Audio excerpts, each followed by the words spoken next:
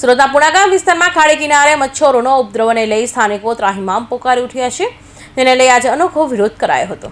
સુરત જિલ્લા કોંગ્રેસ સમિતિ દ્વારા પુણાગામ ખાતે અંજની સોસાયટીમાં આવેલી ખાડી કિનારે દિનેશભાઈ સાવલિયા સહિતનાઓની આગેવાનીમાં ખાડી સાફ કરાવવાની માંગણી સાથે કાર્યક્રમનું આયોજન કરવામાં આવ્યું હતું। કારણ કે સુરત મહાનગરપાલિકાના શાસકો દ્વારા જ્યારે ચૂંટણી આવે ત્યારે ખાડીનો મુદ્દો લઈ અને મત માંગવા આવે છે, પરંતુ જેવું ચૂંટણી થાય ત્યારબાદ આ મુદ્દો ભૂલી જવામાં આવે છે। 2017ની અંદર આ ખાડી પેક કરવા માટે સામાન્ય સભામાં ઠરાવ પસાર કરીને મંજૂરી આપવામાં આવેલી હતી, પણ હજુ સુધી આ ખાડી પેક કરવામાં આવી નથી, જેના કારણે ખાડીની આજુબાજુ અને કિનારે વસતા લોકોને ખૂબ જ ત્રાસ ભોગવવો પડે છે। કારણ કે આ ખાડીની અંદર કચરું પણ એટલું બધું ભેગું થાય છે, તે ઉપરાંત મચ્છરોનો ત્રાસ એટલો છે કે ખાડી કિનારાના લોકોને કાયમ માટે દવાખાને જવાનું રહેશે। એટલા શાસકોની સદબુદ્ધિ આવે અને લોકોને પડતા ત્રાસમાંથી કાયમી મુક્તિ મળે અને ખાડીની સફાઈ કામગીરી થાય તે માટે આજરોજ સુરત શહેર જિલ્લા કોંગ્રેસ સમિતિ દ્વારા ખાડી કિનારે મહિલાઓ દ્વારા બેનર લગાવી અને વિરોધ પ્રદર્શન કર્યું હતું। સાવલિયા, એક્સ કોર્પોરેટર, સુરત મહાનગરપાલિકા। અમારા પુણા વિસ્તારની વર્ષો જૂની આ સમસ્યા છે। અમે પોતે આ વિસ્તારમાંથી પ્રતિનિધિત્વ કરતા હતા। 560 કરોડ રૂપિયા જેવી માતબર રકમ અમે આ ખાડીને રીડેવલપમેન્ટ થાય, જેથી કરીને જે ખાડી વિસ્તારોની આજુબાજુમાં જે લોકો રહે છે એને કાયમી આ સમસ્યામાંથી મુક્તિ મળે, પણ એ ખાડીનું કામ રીડેવલપમેન્ટનું અધૂરું પડ્યું છે, આગળ કોઈ કામ ચાલતું નથી।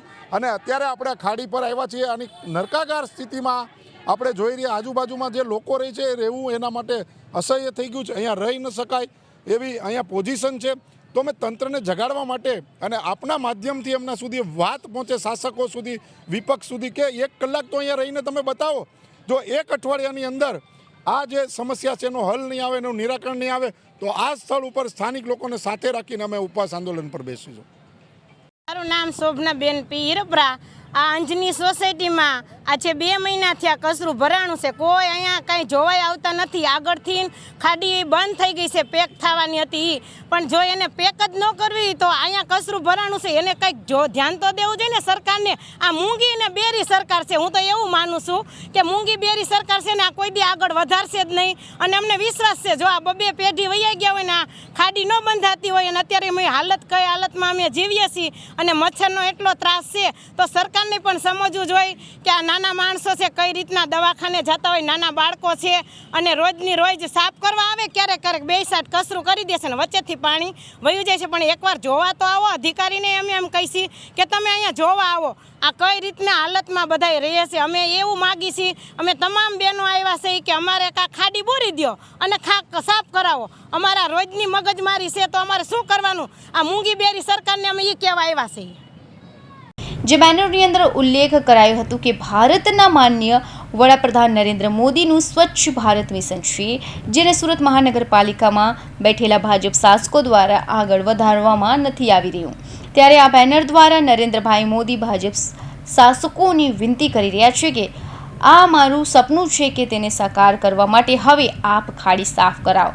તે ઉપરાંત છાસવારે સસ્તી પ્રસિદ્ધિ અને ફોટા માટે ઊભા રહી જતા વિપક્ષ નેતા કે આ જેમનો વોર્ડ લાગે છે તે પાયલ સાકરિયાએ જણાવવાનું છે કે આપ દ્વારા આપનું ઝાડુ ચલાવો અને અમારી ખાડી સાફ કરાવો, કારણ કે અમારે આંગણે મચ્છરોનો ખૂબ જ ત્રાસ છે। અને આ કાર્યક્રમ દ્વારા મેયરને પૂછવા માંગીએ છીએ કે શું આવી રીતે સ્વચ્છતામાં નંબર 1 સુરત બનશે? અને જો 7 દિવસની અંદર આ સમસ્યાનો ઉકેલ નહીં આવે અને ખાડી સાફ કરવામાં નહીં આવે તો 7 દિવસ બાદ સુરત જિલ્લા કોંગ્રેસ સમિતિ દ્વારા વિસ્તારના લોકોને સાથે રાખી અને ખાડી કિનારે ઉપવાસ આંદોલન શરૂ કરવામાં આવશે।